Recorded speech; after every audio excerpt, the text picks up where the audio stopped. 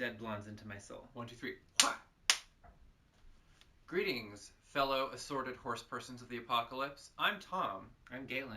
And welcome to a special Friday Cry Day edition of 15 Minutes of FUME.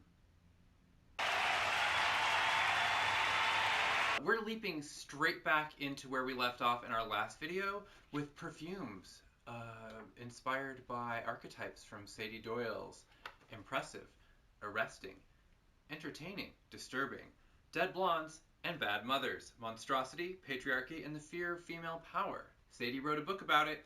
We did Perfumes inspired by stuff in the book. If you want more intro than that, I recommend going back to our original video, released just yesterday, in which we described possessed teen, Perfume, dead blonde, alien siren, and Bluebeard's wife.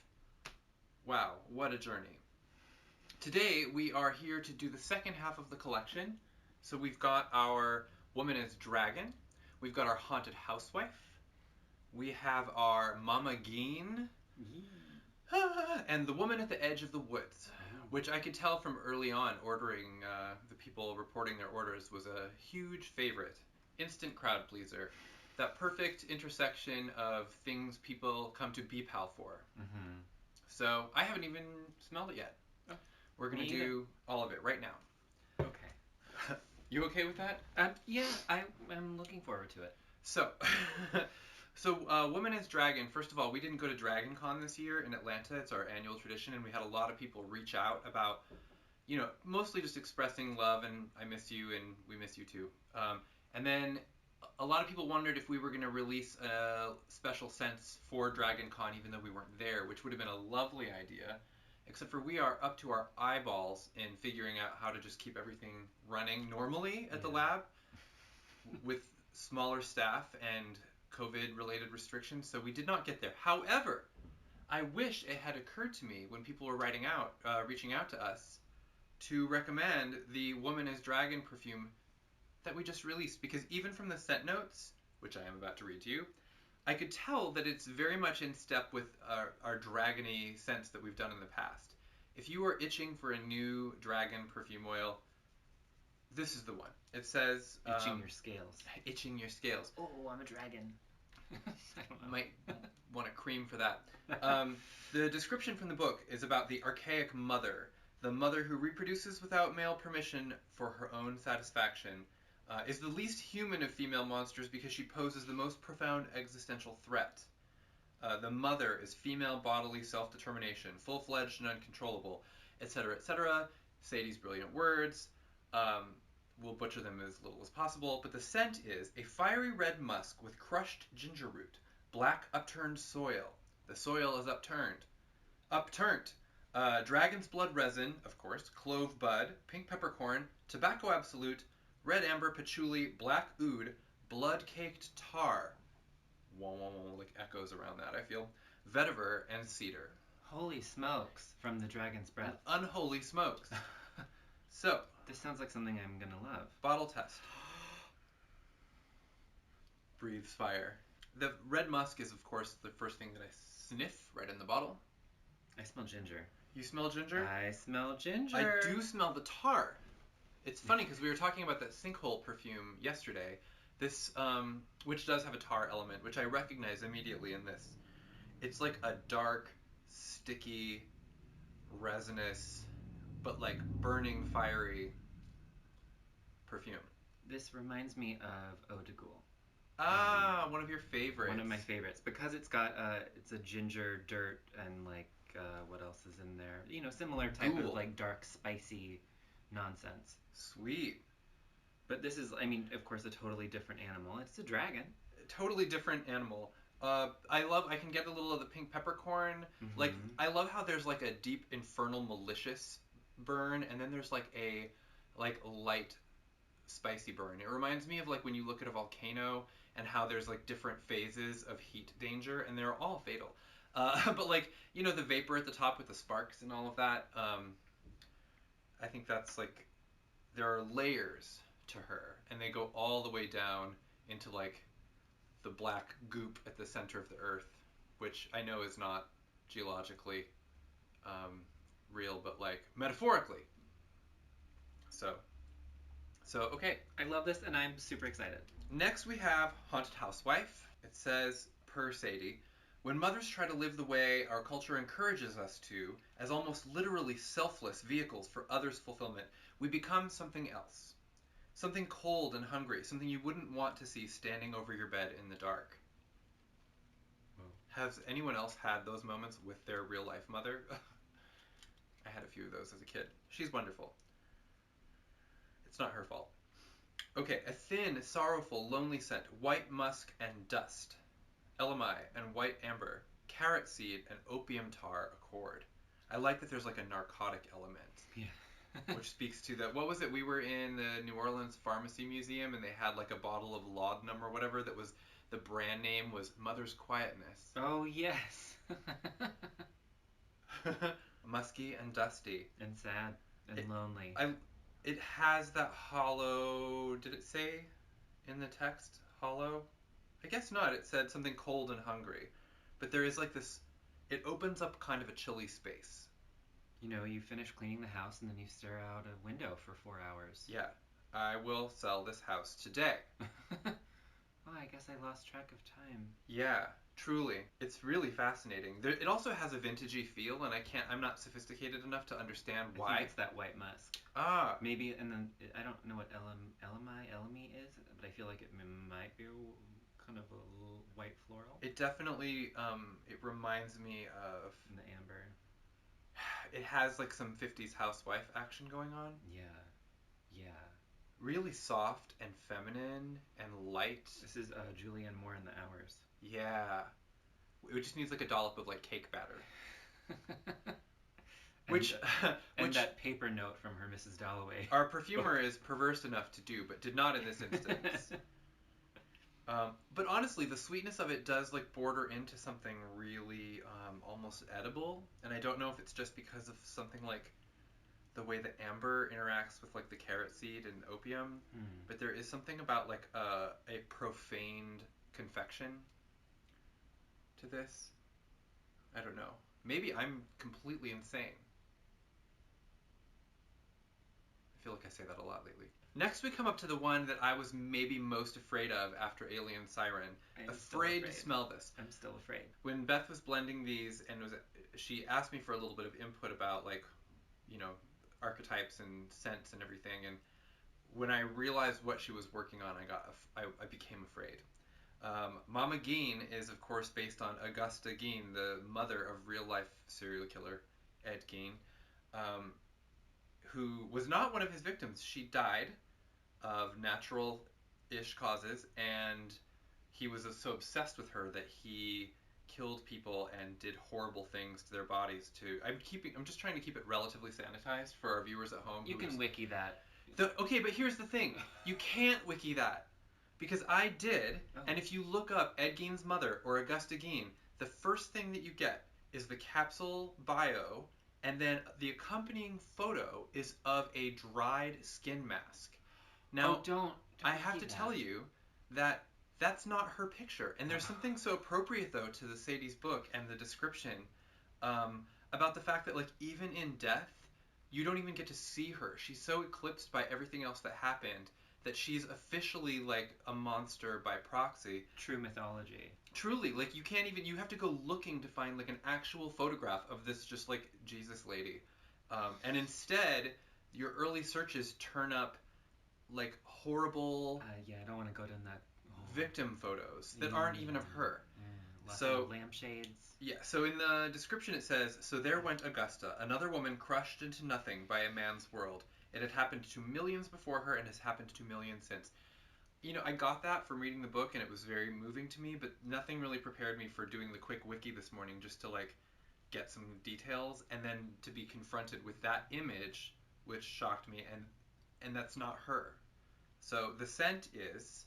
Now that I've got you, like, gripped, crushed baby's breath, dusted with baby powder. This is one of those completely innocuous scents where if you smelled normally, you'd be like, oh, how nice. I guess, but there's something about knowing what it is associated with it is making me, like, extra nervous. I know, like, my stomach is clenched. Like I'm about to turn around Mrs. Bates in the chair. Yes. Oh, and let me tell you, the scent. Light swinging. Yeah. The scent is right. It's like, oh, it's rising oh from the floorboards. It's exactly as described. It's sweet. It's kind of like it has that powdery, like I'm inhaling dust kind of smell. Kind of sticks inside. Weirdly, it is more pleasant than I thought it was going to be, because there's something about the baby powder thing that kind of freaks me out. There's something almost like vaguely... Baby's responsibility. Vaguely mentholated about it. Like, there's something... Yeah. I don't want to say medicinal, but there's maybe something... Maybe it's the baby's breath. It got, like, the earthy, floral... It's like, it has that, like, invasive quality, like some of the other scents we've smelled, where, like, the scent creeps back further in. You're, like, kind of lean in, because it's kind of faint, and then you realize it's already, like, wrapped around your brainstem. I actually kind of like this. I was really nervous. I'm not kidding. I find it deeply unsettling. It reminds me of the Lovers from, our Neil Gaiman's 15 cards from a vampire, 15 cards, paintings, vampire tarot. That you can Google safely. But it's maybe not in that order. It's a baby's breath and soil smell that's kind of has a creepiness to it, and it's like, it's hard for me to transcend the association in my mind. But there's going to be a person out there who I know is going to feel very seen by this perfume. They'll know and they'll see. And there's also something fantastically creepy about wearing something relatively innocuous, and then someone's like, oh, who smells nice? And you're just like, oh, it's me. Want to hear about why? And they're going to be so sorry that they let you into their safe little circle. The workplace may never be the same way again. Right. When people say don't wear, like, scents in the workplace, I'd like to imagine it's because of we as a company.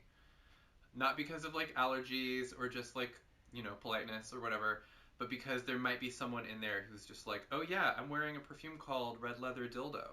You made Doris at reception really upset. Yeah, well, you should see She's what Doris is up to behind closed doors. So, and then last in the bottle, we have The Woman at the Edge of the Woods. And I will not read the quote because it is long, and it's extremely evocative, and the scent notes kind of, you know, carry the message here. A scent of power and wisdom, resilience and rage, a patchouli bramble embraced by creeping ivy and rose thorns, protecting a glade populated with mandrake root, yarrow and nettle, Roman chamomile, purple sage, elderberries, sweet myrrh, smoky vanilla husk, and willow branches. Ooh. I always feel like the British baking show speaking lady when I list the ingredients. And willow branches. Exactly. Oh my god. I don't even know where to begin. The myrrh and the vanilla, first of all, set this up to be like a nice, like, smooth experience. It's like mist creeping, like fog creeping steadily in across a field is what I'm getting in my brain. And then, yes, Rudy. Lots of stems. And thorns. Stems and thorns. And bundles of herbs. But the stuff that actually breaks through the fog is stuff like the purple sage. That actually kind of like, there's like a burst of detail. This is a whole mood. I'm instantly transported. It definitely has a kind of like a sweetness in general that is like, it's not like starkly a like Blair Witch style Woman in the Woods scent. But it's not. No, I mean, it has that there, but there's also this kind of like circle of like, there's just like a kind of a sacred femininity to it, that there's like a person there. Plus, I don't think the Blair Witch would actually smell this good. Oh, she wishes. It's not a medicinal scent, but like these are kind of like plant remedies that kind of bridge the gap between like the human world and the plant world, where humans, like, since before history, have like interacted with them and cultivated them. So there is like a truly like between worlds element to the scent. And yet, because of some of the familiar notes, like the smoky vanilla and the myrrh, like, it's enough of a perfume. Yeah. You don't have to be like a stone freak to wield this. But anyone who leans in close will recognize how freaky you truly may be. I know everyone is hot for the weenies to drop, and I can't believe that's a sentence that makes sense in the world that we live and work in. But I think that this collection is like the creepiest perfume collection of the year, hands down. Perhaps I will end up being corrected, but just putting these on right now and the kind of like plumes going up from various parts of my body is really unsettling. Okay, let's look at the dragon, shall we? Dragon woman. We're going to sneak up to the woman as dragon, and we're going to sniff gently, but we're not going to wake her. Oh, wow. So I was worried that it would be like a little, like, really fiery, smoky kind of thing. That this is actually the rootiness of it. Mm-hmm. More rooty than I was imagining. And it pulls than the bottle indicates. Downward into like a dark place that isn't just fire. I mean, you know, everyone loves a fire scent, but this is like, there's something deeper. I think that tar smell really, like, sticks everything together. Yeah. And also, like, everything is stuck in a big ball of tar. If you're a fan of, like, dragon's blood or clove or whatever, like, you will be able to smell that in here. For sure. You're not just going to be, like, set out on a raft with no paddle. Like, there are accessible elements to this that help, I think, lure you in closer. And then you can, like, engage with the depth and the darkness to the extent, you know, that you wish. Unless you put it, like, right under your nose, like a mustache, and then I think that you become a dragon. Just like... This is... I love this. It's really fascinating. It has just incredible depth and complexity, and for so many scent notes, you can pick out, like, a surprising amount of them. You really can, because, like, every time I'm inhaling, I'm getting something else. I'm like, there's that patchouli, there's the vetiver, there's the cedar. Right. You know, like... Because I hate it when it's just a blur, like most industrial perfumes, you know, like where you basically have to take their word for it, that there's like a molecule of whatever ingredient in there. I love being able to pick everything out. And this is, it's one of those where the ingredients really can all kind of stand out on their own, and yet they're all in this weird ball of tar. Yeah. And so, if you are Dragon Con grieving right now, could be a balm for you. We would have at least had the testers at Dragon Con if we'd gone there, so that would have been something.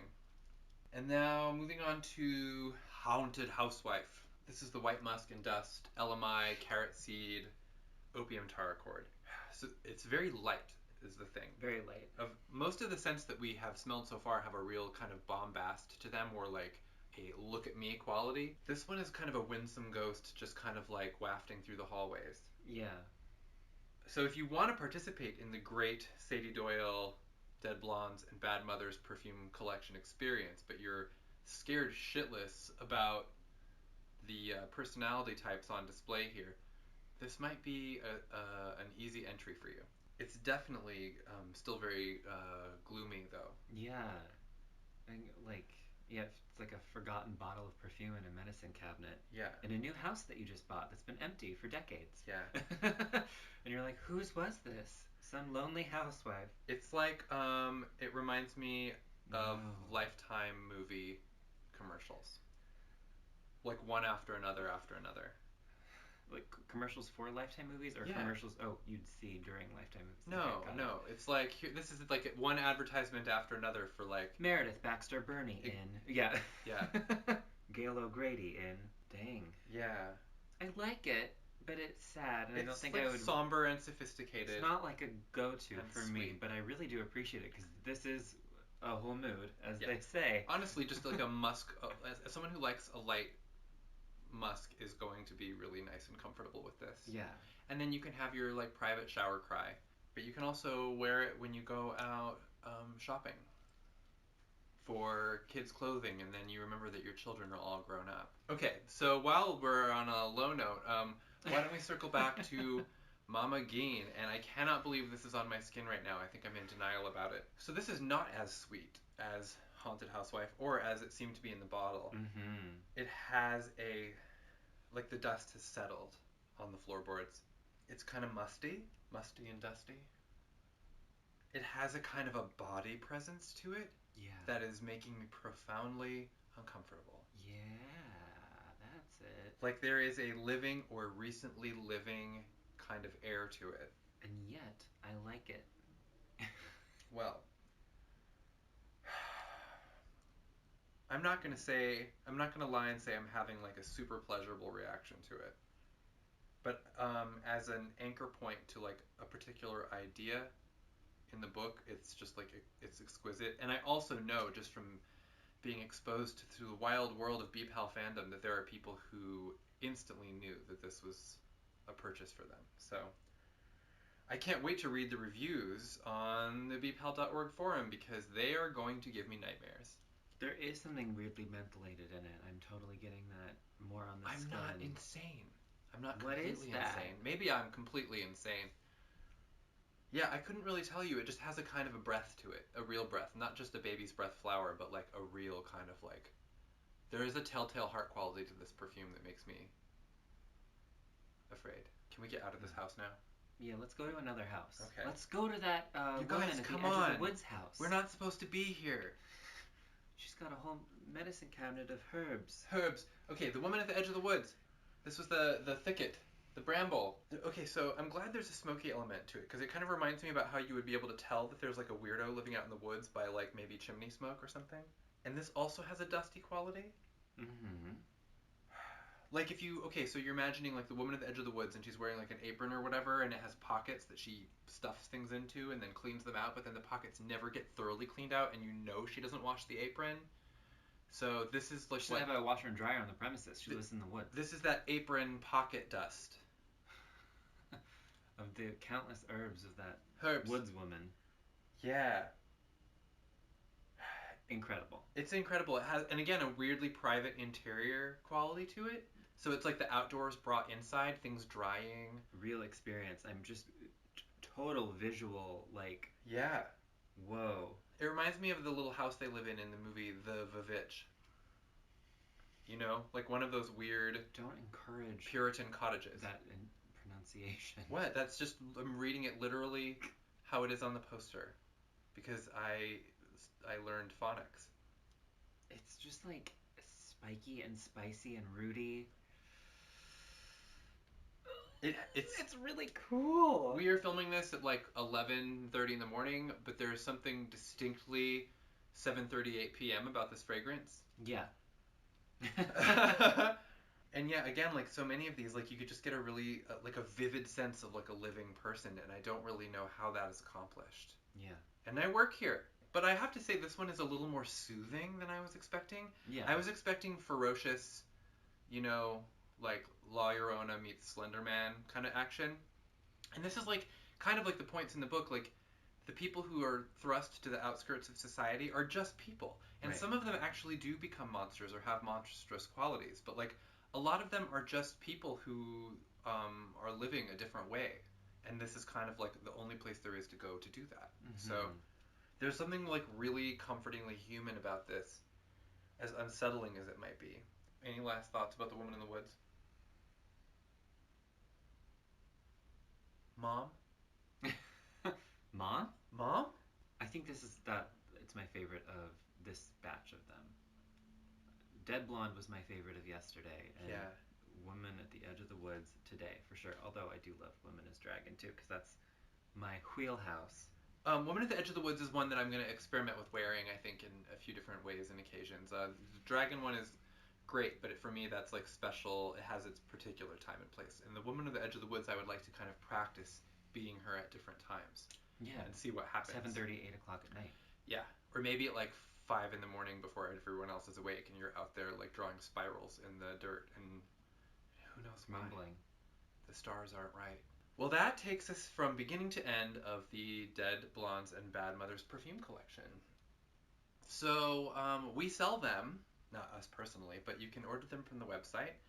And keep an eye out for the Lilith perfume collection, which is going to be dropping soon. Does anyone have any questions? You're welcome to leave us questions in the comments, and we will read them.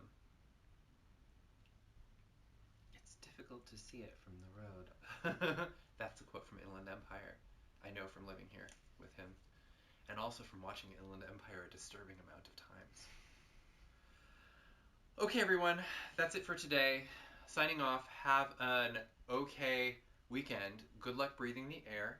And we will be back with you oh so soon.